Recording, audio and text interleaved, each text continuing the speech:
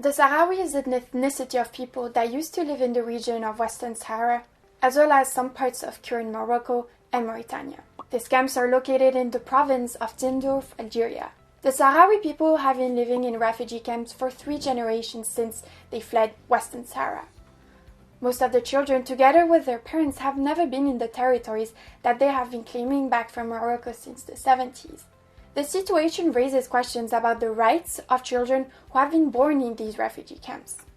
Hello, my name is Victoria, and in this video I will be introducing you to a research process of investigating child's right to live free from any form of violence in the Sahrawi refugee camps.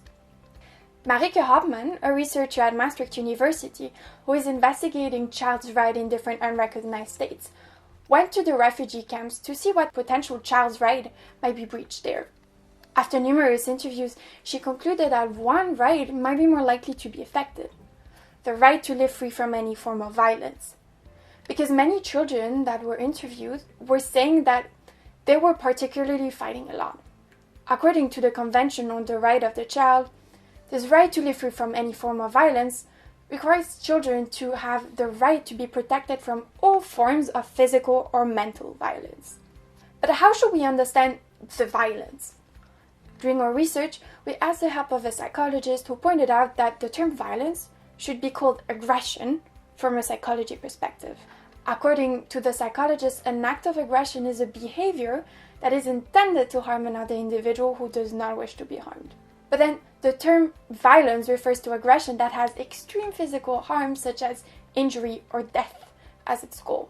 However, some of her findings did not match either definitions. Children playing sometimes can have some aggressive behavior, yes.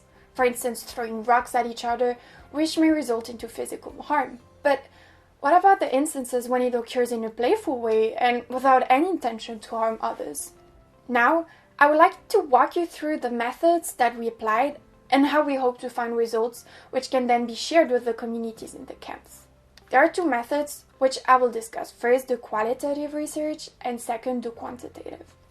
As I have mentioned before, Marieke and other researchers interviewed over 80 people who lived or worked in the camps to see what problem, if any, children might be facing. Participants included lots of children, as well as parents, teachers, legal professionals, and others.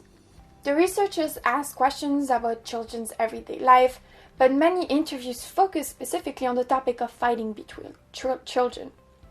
As most of these interviews were recorded orally, we then had to transcribe them to start an analysis. This analysis entailed examining each interview to look for statements that might be relevant for the child's right. We're especially interested to see which details are mentioned most often by participants, so Marieke will know which potential issues to highlight and look into further.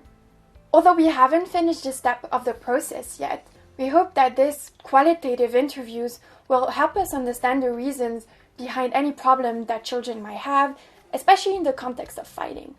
Second, Marieke and local researchers in the camps organized for children to take part in the quantitative interviews. Our survey was based on questions asked by a researcher in a different project on violence between children. The questions focused on whether children experience violence, from whom, and using what method. Children could circle an answer that indicated how often they experienced or witnessed a certain form of violence. Now, we are analyzing these surveys using SPSS, a data analytics tool, to help us understand more about what forms of violence might be happening.